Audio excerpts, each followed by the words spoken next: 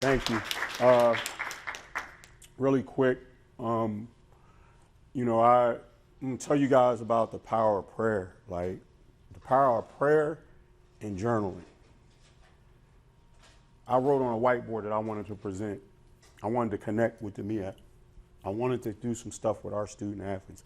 And this is before I became the deputy at Del State. This is like between my coaching. I've always, I love our schools. And as we go through this today, you guys will get a feel for that. But I wanted to, Dominique, thank you.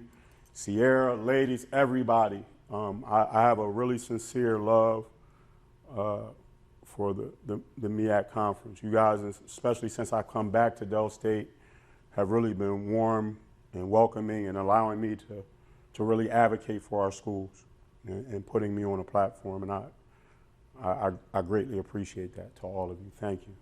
And Commissioner Stills also. Before we get started, this is how we're going to center the room.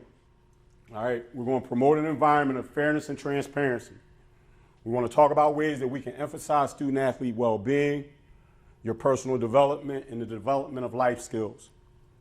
How can we, in this room, empower the athlete voice and create more advocacy around what you guys are going through and dealing with on a daily basis? All right, that's the center. Those are the ground rules for the room. Everybody take their phone out and stand up.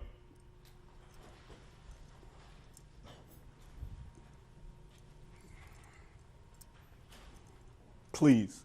I know I'm an old coach, so I want you to go to your video and you're going to face yourself. You too, Sierra. Oh. This is immersive. Okay.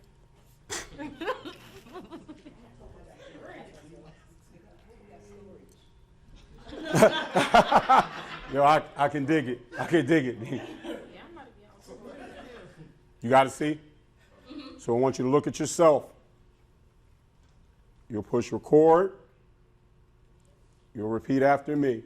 When I say my name, you say your name. My name is Kyle Adams. My inner world creates my outer world. I know that minds are like parachutes. They only work when open. My mind is open. And I can accomplish anything I want in this life. My name is Kyle Adams.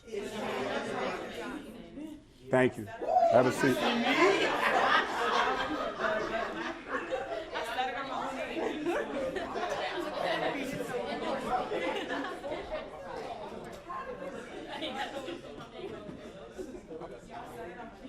You can go see. So why do we do that? Why do we do that exercise? Right? What's that about? I got 45 minutes, so I want to talk to you, but I know there's some other stuff I want to do with you. So I'll give you something really quick. I went to see a financial advisor, 2002. Met with a guy, one of my fraternity brothers. So we're talking, going over some stuff, and he asked me a question. He says, Kyle, are you a Rhodes Scholar? I said, am I a Rhodes Scholar? I went to Cheney. I'm not a Rhodes Scholar. He got up from the table, walked to a room, came back with a book of CDs of a man named Wayne Dyer.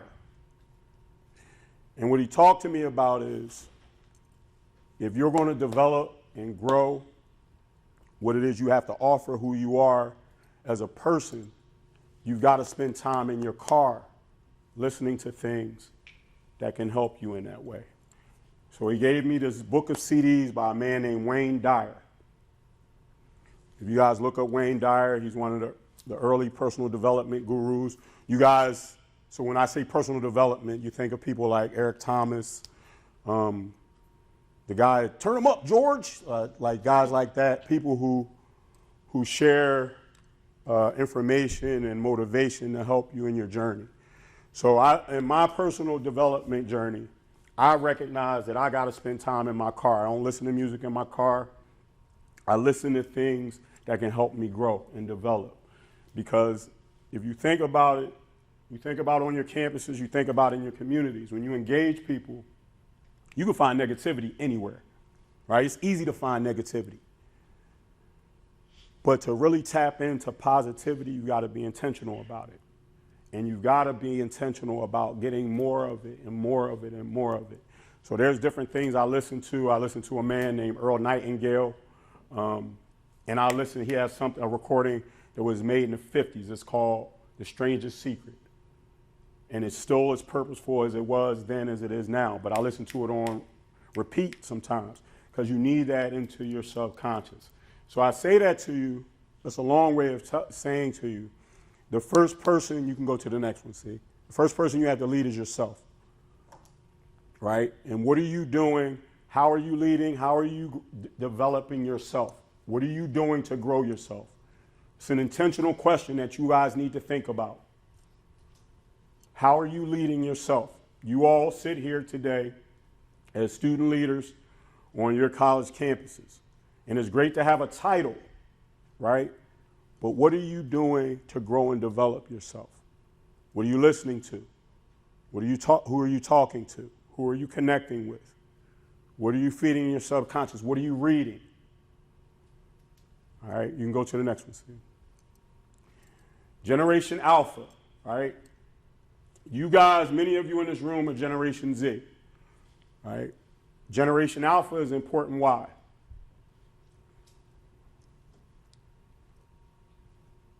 Because they're next. They're next. They're your younger brothers and sisters, right? They're when you guys become alums and you come back to support your programs, those are going to be the kids that are playing in your programs. But they're also in whatever field it is you're going into, especially if it's people driven, you're going to have to know how to deal with them, right? You can go to the next one, Steve. Leaders cultivate a vision, right? So as you guys, and coming back to the purpose of leadership, right? And you guys sit in these chairs as leaders of your campuses. In order to get people to follow you, you have to cultivate a vision. You know, you don't want just people to follow you aimlessly. What is your vision for leadership? And we'll talk about legacy at the end, but when you're done this term, what does it look like? What have you left for those people that come behind you? Your leadership is not about you, it's about the people that are coming behind you. We just talked to some of our student leaders the other day about what that legacy looks like. Like they should be doing programming so when that next group comes in, they can slip them some money, right? They should be able to, and that's how it keeps growing. We at our schools have to build more, we have to build more of a spirit of philanthropy, right? I remember, I'll never forget it. This was like maybe 8-9 years ago. But I remember seeing on Twitter, Winston-Salem, the freshmen wrote a check. They came in giving money to Winston-Salem. And we talk a lot about our schools and the challenges of our schools. We got to take care of our schools. We have to become stewards of our schools. I pose a question to you all. Imagine if, regardless of where you went to school, our community, regardless of where they went to school, they made a conscious effort to give to our institutions. Where could our schools be in the next 5 to 10 years, 20 years? But it has to start with us, right? And you don't have to wait till you graduate to start giving to your institution. And you all in these roles as SAAC representatives can find ways to start doing that. How are you giving back to your institution? Next thing.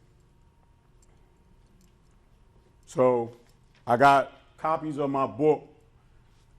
I don't know if you guys know, but this week the NCAA Division I Council approved changes to the transfer portal window that will shrink the number of days for student athletes to enter their name in the portal. The rule change will impact all sports and give players a total of days to enter their names into the transfer portal throughout the year. Does anybody, first of all, does anybody know, is this the first time you saw that? Yes. It's the first time you saw it, Clay? Everybody, it's the first time you saw it? Yes. So, coming back to you guys as leaders, right? If you guys are the SAAC leaders, right? If you're leading SAAC on your campus and you don't know what's going on, the people you're leading don't know what's going on at the NCAA level. You guys have got to start to become engaged, question your coaches, question people in admin about what's going on nationally. I'll talk about it later. You all sit at a pivotal time in the history of college athletics. There has never been a time like this before in college athletics. Either you're at the table or you're on the menu. If y'all don't know what's going on, your states, the different states that your schools are in, they're creating legislation to impact your ability to create NIL deals. They're creating legislation that impacts your colleges, how much funding they're going to get. And it's not just important because you guys are student athletes, and I want you to write this down. Sports is a business.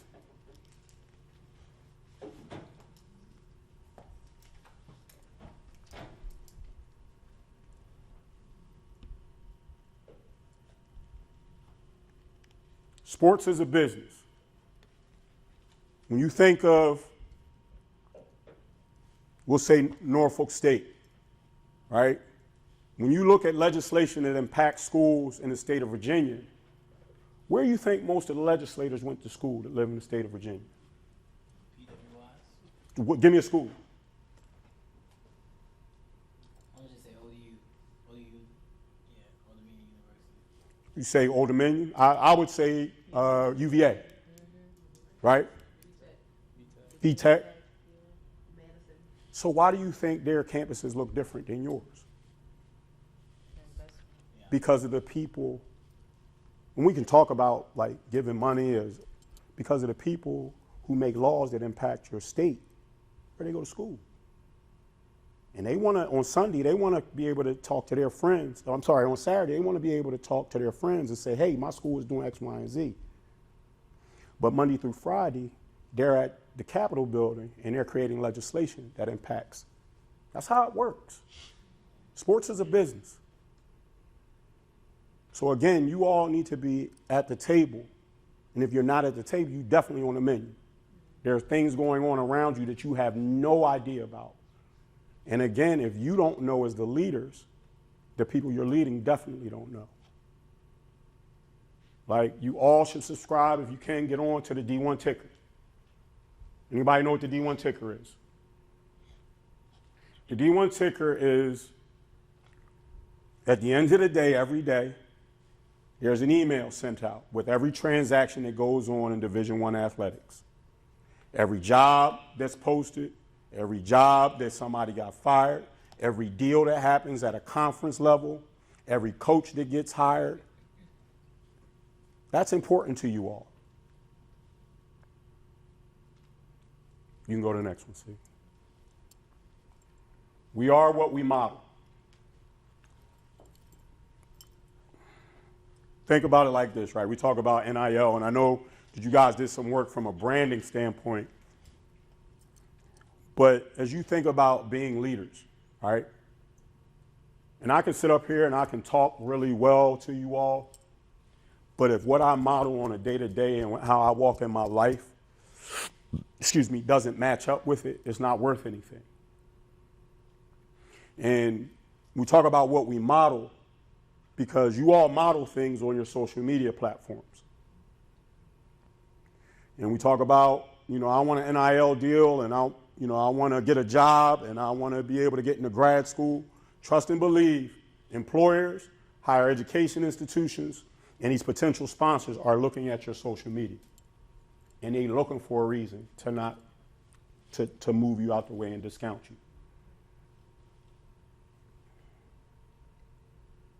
You guys have a unique opportunity with social media that we didn't have when we were younger to really craft out real and genuine things about who you are. And being able to connect with people that really value who you are. Not who your representative is, but who you really are. It's something for you to think about. See, you can go to the next one. This is something I keep with me. It's on my door of my office at Delaware State. I learned it in graduate school, and it sticks out to me. In our education system, a teacher is much more than a guide.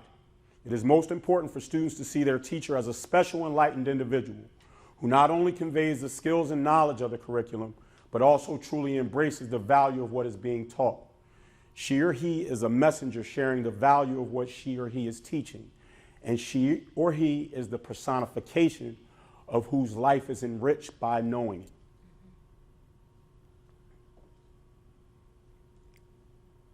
it. I could tell you as a coach, and that really connected with me when I was coaching, because I can tell you all these different things you need to do as a coach. You need to eat well, you need to work out, you need to do all these different things. But if I don't show you the value of how it's impacted my life by doing them things, it's just talk. So as you guys lead in your organizations, you got to show the value of what you're trying to get people to do. You got to be the first ambassador of it. Leadership is really hard because you got to do it every day. And you got to do it when it doesn't feel good. And you got to do it when it doesn't feel right. And you got to do it when it hurts. And you got to do it when it upsets people. You can go to the next one, see. What should you guys be advocating for? Before we read this, you guys tell me, what are things that you all, as student athlete leaders, what should you be advocating for? Equality. Say more. As far as us being athletes, making sure that, and this also ties in with like Title IX as well, that the same amount of pay, and not just pay, but exposure and support that men's sports get, that women get the same type of support as far as that. And like I said, that also ties in with Title IX as well. Is that equality or is that equity? Equity. Okay. Someone else. Clay? Equity and inclusion, sorry. I would say just the whole student athlete experience. I mean, we're here for a reason, and you know, if you're not having a good time, then you gotta speak up and kind of find a solution. Thank you for that, Clay. Anybody else? To piggyback off of him, I think mental health is really big. A lot of athletes, as athletes, we don't talk about how we feel on a daily, like the pressure of performing well and stuff like that. I think athletes throw that under the bus, and it's hard for some of us to communicate that. And I think somebody should stand up and say something because we don't get to talk about it. Thank you for sharing that, Michaela. I agree with her. Specifically, like having a sports psychologist and specifically HBCUs, because I know for the bigger PWIs that surround us, they all have a sports psychology program. And for us, you just have to rely on our actually counseling program, but they're overbooked and understaffed. So making something more easily accessible to our student athletes. That's a great point, Jayla. Thank you for that, Michaela. Anyone else? Nima, you got any thoughts? You have to advocate for yourself, being able to sit at the table. Like Mr. Davis shared, your legacy is important. So what we're doing now is important. When you leave the room, whoever is coming behind you should remember you. There are many opportunities where, as a student athlete, you can stand out, and you just have to go in and take advantage of that opportunity. There is something called MEAC, Male Student Athlete of the Year, and MEAC, Female Student Athlete of the Year. And there's no reason why, at the ending of the year, we're fighting to get student athletes. You're leaders. Your name should easily rise to the top. And so again, just setting the stage so that when you leave, you've left your legacy. Thank you, Nima. Anybody else? You can go see. One of the things that I think, when I coached, I coached for over 20 years. The last 10 or so, I coached women's basketball. And I tell people, coaching women's basketball changed my life. because it really opened me up to having a different level of sensitivity of what I needed to be as a man and what I needed to provide for those young women. I got an opportunity to go back and coach where I went to school. And when I was in school there, the program really struggled. Those young ladies weren't having a good experience. So I took it really personal in ensuring that I did everything I could, and we did everything we could as a staff, regardless if we won or lose, that those young women were developing into leaders. They were developing how to advocate for themselves, how to stand up for themselves, how to stand up for one another, that they were gaining real and tangible skills that they could utilize when that ball stopped bouncing, right? And I don't say that to beat on my chest, but today more than ever, that's what our coaches need to have. And you all have to demand that from your coaches. It's not just enough for your coaches to be very skilled in the strategy of how to win games. You all are people, and they need to know and be able and be versed on how to deal with you as people. And they need to be developing ways to make you, regardless of if you win or lose a contest, that experience that you have with that coach and in that program and at that institution prepares you for life when that ball, or when you stop running, or when you stop volleying, whatever it is. And you all have the power to demand that from me. All you're asking for is, coach, I need you to get better. I need you to know what's going on with me. There needs to be more than just this transaction. Brian, what event you run? Short sprint, 60, 100, 200. Brian, I need you to go out here and kill it. And when you go out here and kill it, I'm gonna get more job offers, and I'm gonna have an opportunity to make more money. But what do you get from the transaction? Nothing. Besides the championship. And that you can't feed your children off that. So the point I'm making is, and I'm not telling you guys to go in and like burn down coach's office, but you guys chose coaches to go play for, I think because you feel like they care about you. And you need to be able to have meaningful conversations with them about the things that you not only need, but your teammates need and other student athletes need. It's a new day in college athletics, right? You can go, see. Coaches should integrate life skills into their coaching, such as leadership, teamwork, time management, problem-solving skills. This is particularly important for Generation A and Z, who value personal growth and real-world application of skills. I'm gonna tell you guys something. I don't know if you know this. A lot of the majors that you guys, not just to say you guys, a lot of your peers are going to school for, the next 10 or 15 years, they're gonna be outdated. Do you know why?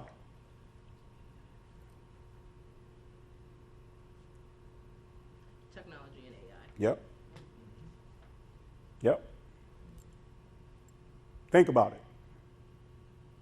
I don't know who lives in states that have toll booths. Used to be a person's job. Now you got the easy pass where you throw your change in there. So much of what we do is becoming more and more automated, right? I look at I read a lot. I read a book called Hyperlearning, and it talks about this thing, but what it talks about is what never changes is this. And as long as I can add value to Sierra Gurley, I got a chance to be able to continue to build things. And if you can still connect with people, you got a chance out here. Coaching is a profession like that. Unless you can get a machine that can get you to dunk a basketball. But I say that to you all because you all have to continue to work on how you build relationships with people, how you interact with people. because it's easy to not do that when I can do this. And this is important. But you can't allow this to make every decision for you. You still need to be able to connect with people. And COVID and a lot of what's going on over the last 5 years with us has put us here more. And we got to get back to this. So again, I commend the conference on bringing everybody, like convening everybody together in person. There's a lot of people doing this stuff via Zoom. You can go to the next thing. You can go to the next one. You stand at a pivotal time in the history of college athletics. As a student athlete at our historic MEAC institutions, you represent our best and our brightest. I need you all to understand that. You represent something really very special. You made a choice to come to these institutions, right? And I don't know if anybody around this table will be a professional athlete. I don't know that. But I do know that you guys will be able to become doctors and lawyers, and you'll be able to raise families, and you'll be able to lead communities because of what you received at your institution. So when you talk to your friends that go to these other schools and it's just a transaction, you really should feel sorry for them. And a lot of times you feel like you're missing out because you don't have a brand new student center and you don't have brand new locker rooms. But what you have is these people that are around this table. And you have those people that are at your institutions who aren't working there just because of a paycheck. They work there because it's ministry work. I feel like I got one of the best jobs in the country because I get to work with my people every day. I get to help craft their lives and help to provide them hope and nurturing that they, with the intention of sparking something in them that will have them do that for the next person that comes before them. Don't get caught up in all these things that look nice and sexy. What you have is real and genuine. What you all have at this table right now could be the start of something really special. When I was a child, we used to have something called the, Nima will remember, the Super Friends. We're in the Hall of Justice and they sat around a table like this. Superman, Batman, Aquaman, Wonder Woman. You guys compete against each other, and when I watch and I listen to you guys talk about your institutions and the pride that you have in your institutions, your individual institutions, and you take little light shots at one another, you know, after your careers are over and you guys are out in this world, Delaware State people are going to be looking for Coppin State people when they trying to interview. Central people are going to be looking for state people. What you have is so much bigger than how you're competing against one another now. You guys shouldn't leave here without having some real genuine connection with one another. There's a lot, and I keep saying it, there's a lot going on in college athletics. And they're trying. We sit at a point in time where we see a lot of legislation and policy being created around NIL, but also around where people are going to school. Affirmative action, right? Where if you're not able to go to certain schools, people are looking at our schools again, right? I chose an HBCU 30 years ago. I'm proud of it. Graduate of Cheney, oldest HBCU, founded in 1837. My grandmom's an alum. Proud of it.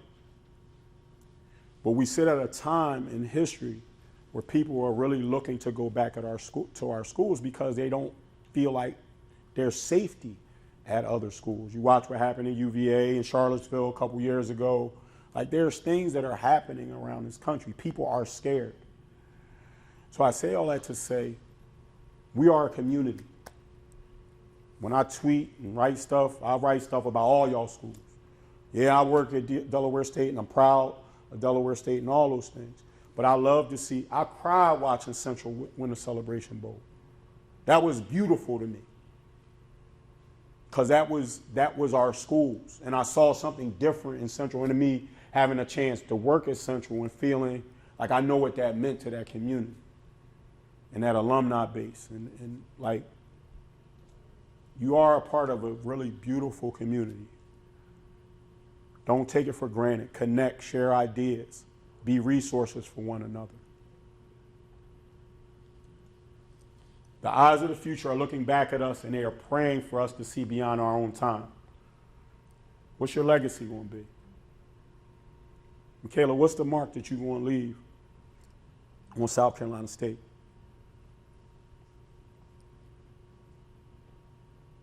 You really need to start thinking about those things now. And, you know, the natural thought would be, well, I'm not making much money now. You got three things that you can always give to your institution: your time, your talent, and your treasure. Your time, going and talking to, what's your major, Michaela? Agriculture business. Going back and talking to those youngins that are coming up and telling them about your experience and helping them with internships at your job, right? Your talent, what it is you do well, right? Going back, I'm thankful I got a chance I lived a dream. One of my dreams was to go back to my alma mater. I'm so grateful for the experience of it, right? But I got a chance to go back and share my talent with the students that were coming there behind me. Find ways to share your talent. What are the things that you love, your gifts, to share them with your institution. And then your treasure. As you guys come out and you become professionals and you start to acquire levels of wealth and substance, share that with your institution. I asked you guys before, where could we be if everybody made a conscious effort from wherever they went to school to give back to our institutions? Where could they be? It happens at Notre Dame. It happens at Brigham Young. It happens at Yeshiva. Why can't we have that same impact on our institutions? What will your legacy be? I think this. So you guys, you got a QR code. That's my book. Did anybody know how many days you have to go in the portal? So nobody chose to look it up. Say it again. Isn't it like 40 to go in the portal? That you'll have in the portal. I know it's from May to July for baseball. It's 45 days. So think of how people were able to move in the portal before. Now they're telling you at the end of your season you got 45 days to figure it out. And just to add, the number was 60. Yep. So it's a big gap. But my QR code is up there. You guys can it'll give you my socials. It'll give you my podcast. It'll get my book. I have my book is on Kindle. I have a couple copies that I'm gonna give away. But it's also on Audible. All right, so those cards I gave you. I want everybody to get their card and write at the top of their card, gratitude.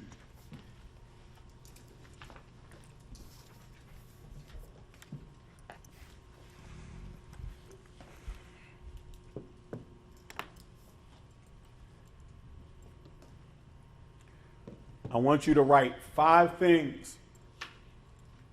1, 2, 3, 4, 5. Write 5 things in your life that you're grateful for.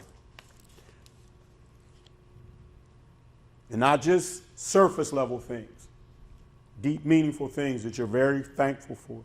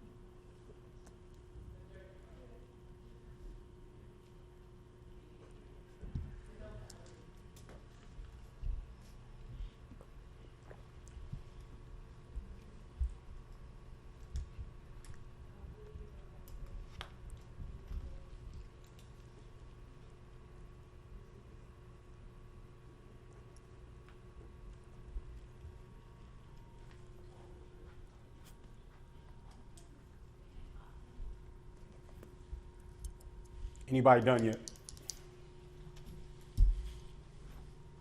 Okay.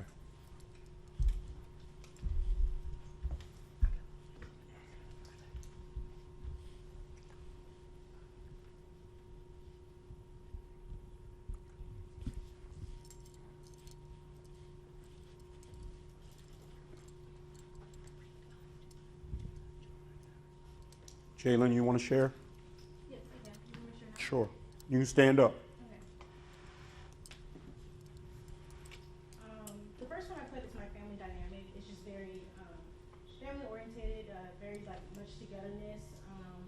They're the reason for anything I do. They're my foundation. The second thing I put is favor. I'm highly blessed and highly favored. I just feel like, well, I know anything I've ever just accomplished, like it just seems I've always got it the first time around, or if I didn't, I've learned something from it. 3, my softball journey. That's one of the like core things that made me who I am today. There's just a lot of things that play into that. 4, I don't have any sisters, so I put my 9 sisters because once again, there's a lot of things that play into that. Just help me build a community. Like I said, I'm far away from home. And then 5, North Carolina Central University, because it's just made me into the young woman I am today. Thank you, Jalen. Somebody else like to share?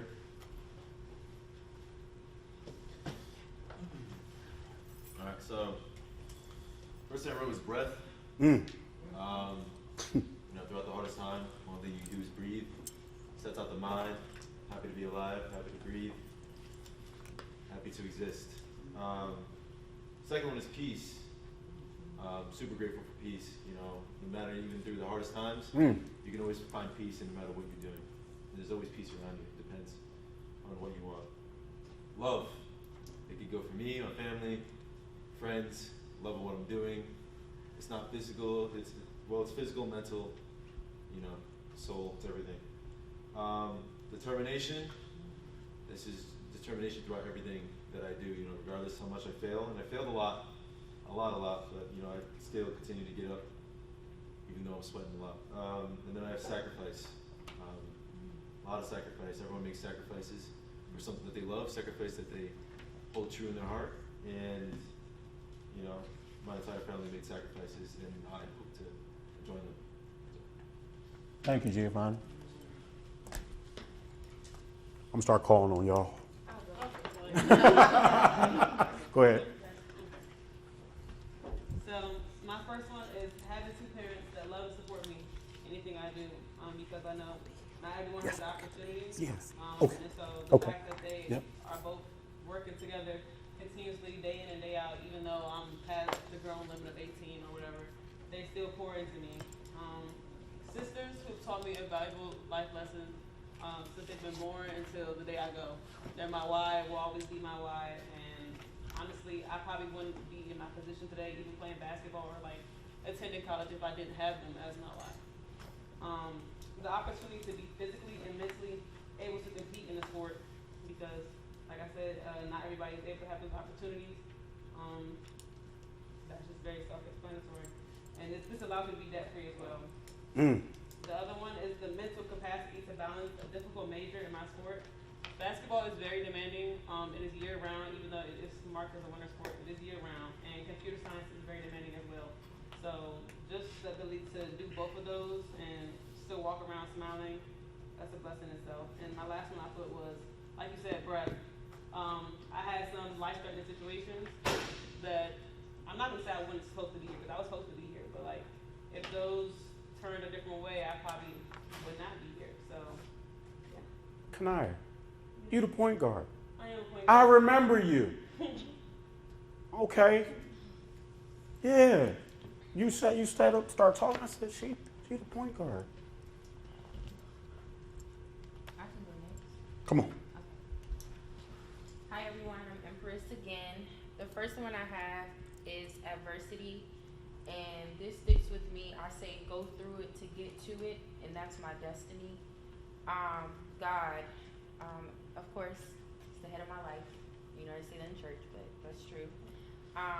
With God, there's love, compassion, peace, understanding, and God has been better to me than I've been to myself. Family, so this can be blood and non-blood. you my friend. I consider you my family. And that's my village to lean on, my support system, my peace, and my motivation. Faith, trusting that it will and shall happen if I just trust and believe. Life, the activity of my limbs. I have all my senses. I have a home. I have food, clothes, shelter, the things that we take for granted. And by the grace of God, I have this life. Thank you. Michaela? Oh, go ahead, Clay. You up. I said number one is family, having a group of people that I can look up to, you know, wherever I am in life, whether it's good or bad, I can always look up to them. Being able to eat 3 meals a day, I think this is really important to me because, like, you know, not worrying about where my next meal is, you know, I know that I'm going to be fed and I know I'm going to be great.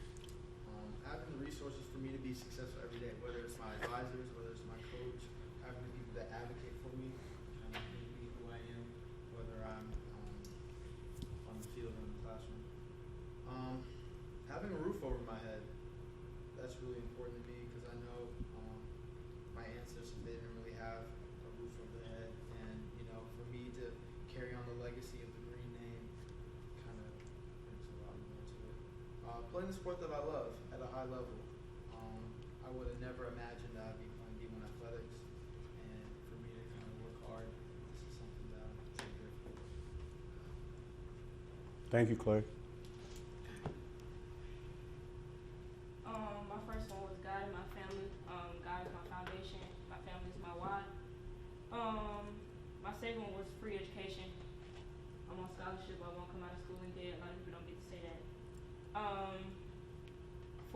3 and 4 was kind of together my trauma experiences and then the ability to bounce back.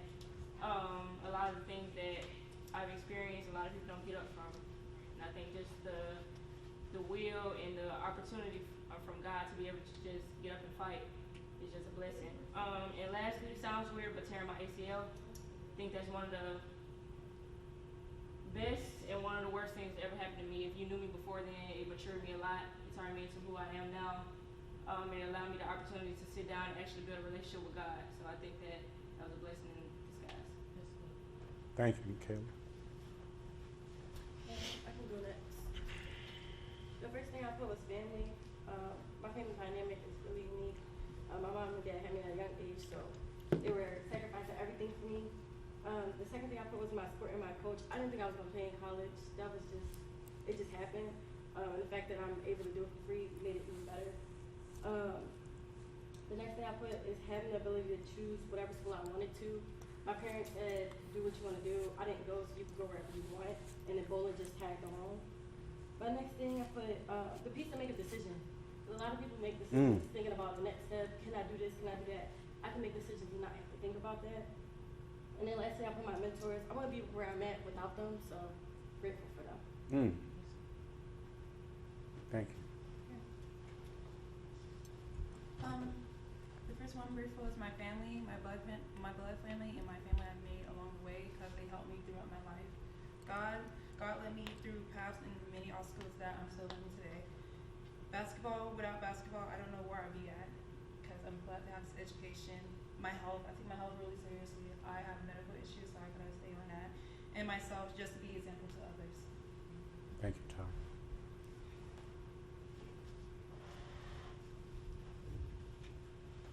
What I wrote down was I'm thankful for my willingness to be heart driven, to having a drive, to find a passion, and having a passion right now. I'm thankful for diversity, for other people's opinions, and having to know other people's experiences. Another thing I wrote down was I'm thankful for being open-minded to disagreement. Because even though I don't agree with somebody, I don't understand where they're coming from and why they're coming from that perspective. The other thing I'm thankful for is being the youngest, because I learned from my older siblings' mistakes, and it pushes me to drive to not to have the same mistakes or learn for what they didn't know was to come. And I'm also thankful for my voice. My voice means a lot to me because if I didn't have a voice, I would have nothing to say and I won't be able to speak up for myself. Thank you, Brian. Okay. So for my first one, I said I'm grateful for having having an extraordinary support system, because even though they're there during the good times, they're also there during my tough times.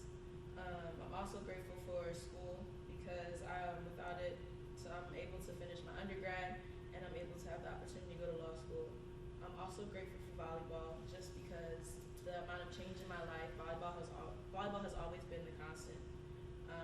I'm also grateful for my mental health journey, especially in the 4 years that I spent at MEAC. Coming in, I've matured 10 times, looking at it now. And lastly, I would say God. My teammate once told me there's no testimony without the test. Mm-hmm. Thank you, Yasmin. First and foremost, I would like to have gratitude towards my consistency and like always wanting to continue to become better, even if I may think I'm good at one spot, I can find different ways to be even better. And then second of all, I want to have gratitude towards my parents, because they went through so much, like they sacrificed so much just to see me become successful. And then I also want to thank my sleepless nights, which is very weird, because I take those nights and I just sit and think, and I lay down and I try to find a better version of myself and see how I can find the best version of myself. And then last but not least, I want to thank God, because only God knows what I truly came from and what I've truly been through. Thank you, Dexter. Anybody else want to share?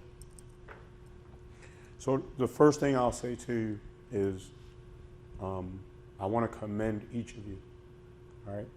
Most of y'all don't know each other. And you had the courage to get up in a room and share something really deep and personal with strangers. That takes courage.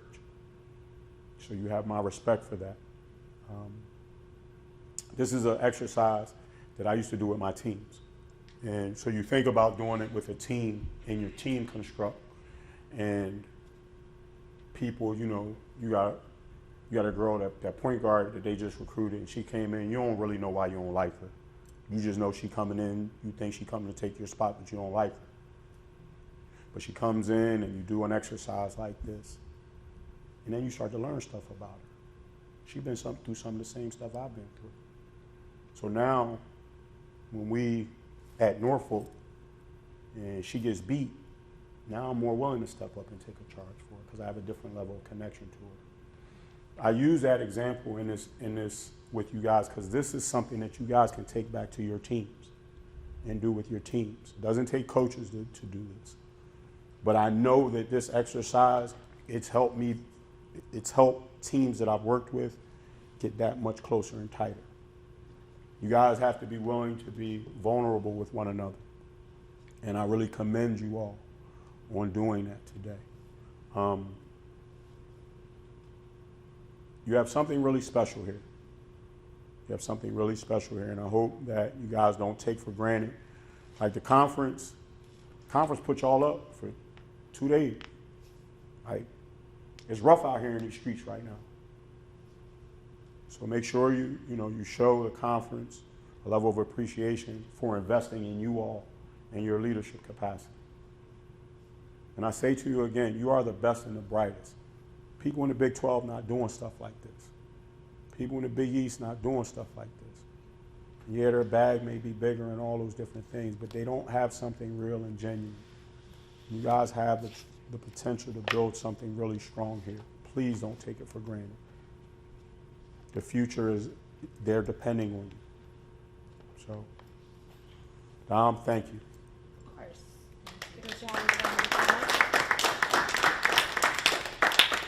Alrighty, team. How are you feeling?